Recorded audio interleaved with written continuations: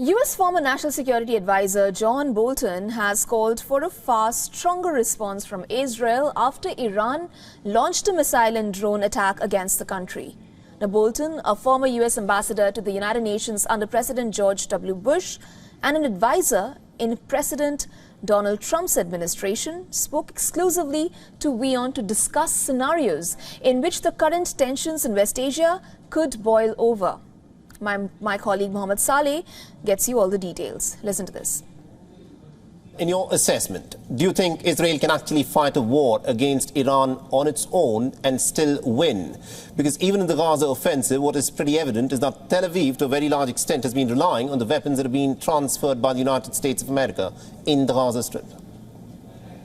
Well, I think Israel doesn't want to have to rely simply on its own resources, because it probably could not. And for all the limits that the Biden administration has been trying to place on Israel, including on this very question we're discussing, what Israel's response should be, Biden has also continued to say we would provide what was necessary for Israel defense. I think it would be a huge political mistake for Biden to try and distance himself from Israel when it comes to defense, whether he assists them in attacking Iran or not. So I don't think Israel really faces that threat. If it did, I think there'd be overwhelming congressional opposition to Biden cutting them off. I mean, this is a delicate time in the U.S. because the Democratic Party is deeply divided over what Biden is doing. I think, Ambassador, if I can just interrupt you there, the question of whether the United States can stay away from this war is a separate one. The question that I'm asking you is this: can Israel fight a war on its own, relying on its own weapons and ammunition,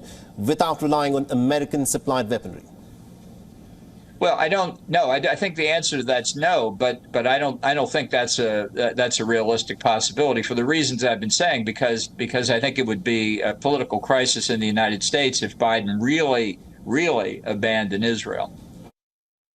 There are reports that have again appeared in American media which have stated quite clearly that Joe Biden, during his phone call with Netanyahu, said that the United States will not participate in a counterattack by Israel on Iran. Realistically speaking, looking at how things have unfolded over the course of the last 7 decades since the end of since the creation of the State of Israel, can Washington stay out of a war in which Israel is involved?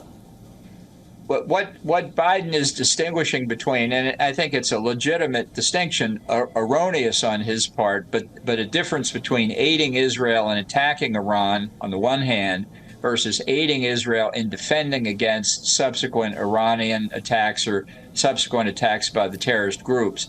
I think Biden's wrong on not assisting Israel in the retaliation against Iran. And at some point when a country like Israel lives under this continuous threat, the only realistic way to end the threat is to defeat the enemy. And I don't think we're at that point yet. Right. But it's not unrealistic to think that from Israel's point of view, as Winston Churchill once said to the British people, without victory, there is no survival. And for a country whose ancestors went through the Holocaust in Germany, in World War II, the thought of a nuclear holocaust from Iran is highly motivating. Can Iran and Israel now fight a non-nuclear war?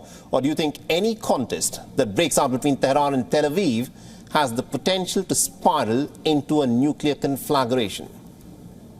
Well, if we're talking about the conflict right now, I think it's unlikely. I don't think Israel would use nuclear weapons unless it felt that it faced the potential of a nuclear attack. Right now, I don't think Iran has nuclear weapons. But as I said before, I think they could get them easily from North Korea. And I think time is not on Israel's side. It lives in a very dangerous neighborhood facing a number of enemies. I think Iran has certainly the tacit backing and support in many other ways from the new China-Russia axis that's been forming over the past year. And so the situation in the Middle East, and not just for Israel, but for the Gulf Arab oil-producing states as well, they're inside that ring of fire that Iran has created as well. Let's talk a bit about the stance that the regional powers, such as Jordan, Saudi Arabia, Arab Emirates have taken.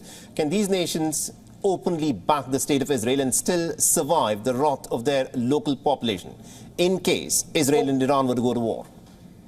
Well, I think so. And I think in the Gulf Arab states in particular, they know that what happened when Hamas attacked Israel was not an Israeli-Arab war or even an Israeli-Palestinian war. It was an Iranian war launched at Israel. And they know exactly who is responsible for this.